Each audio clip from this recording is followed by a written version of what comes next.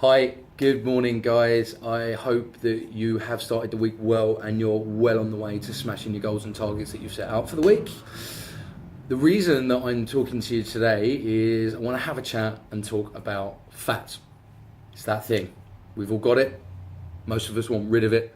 And to top it off, we don't have a really good relationship with it, and most of us don't have a great understanding of what it is and why we've got it. So I suppose we should start off with talking about what fat actually is. Okay, it can be known as well as adipose tissue. That's stored beneath the skin. There's a layer of it there. It is responsible for many functions in our body. It is essential to our diet, so we can't live without consuming dietary fats. It helps with cell growth, protects our organs, keeps us warm. A number of the nutrients that we need are fat soluble, meaning that we can only take them on board through fat.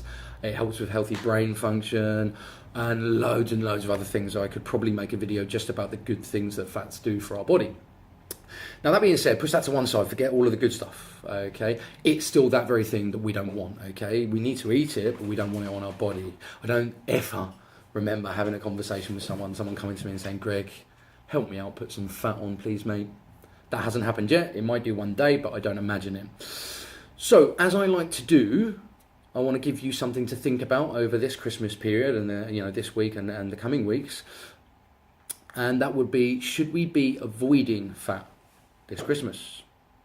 Is that what we should be doing? Well, what I'm going to do now is pop up a picture of me at the leanest I've been this year. Okay, so that picture was taken earlier on in the year. Some of you may have seen it before.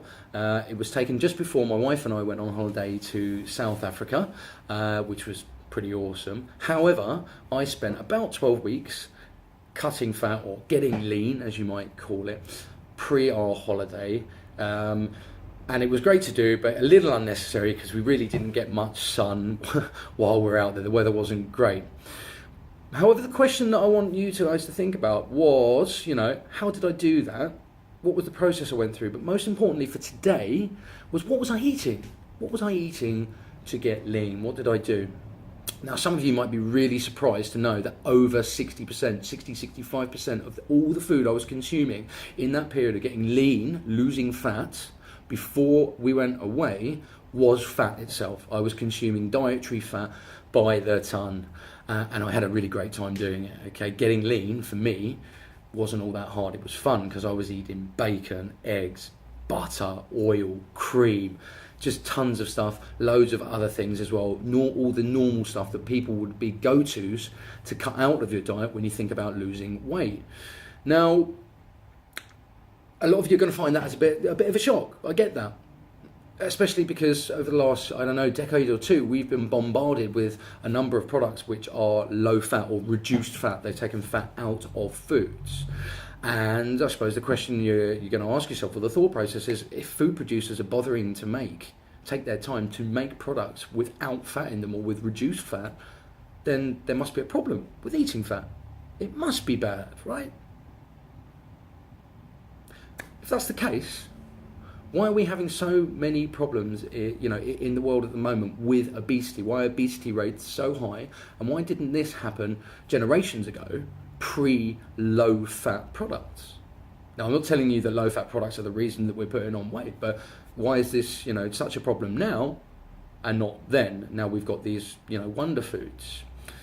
And I suppose the most important question that you want to ask yourself is that how then did I manage to lose weight, lose fat specifically, by eating an absolute bucket ton of fat day to day? Okay?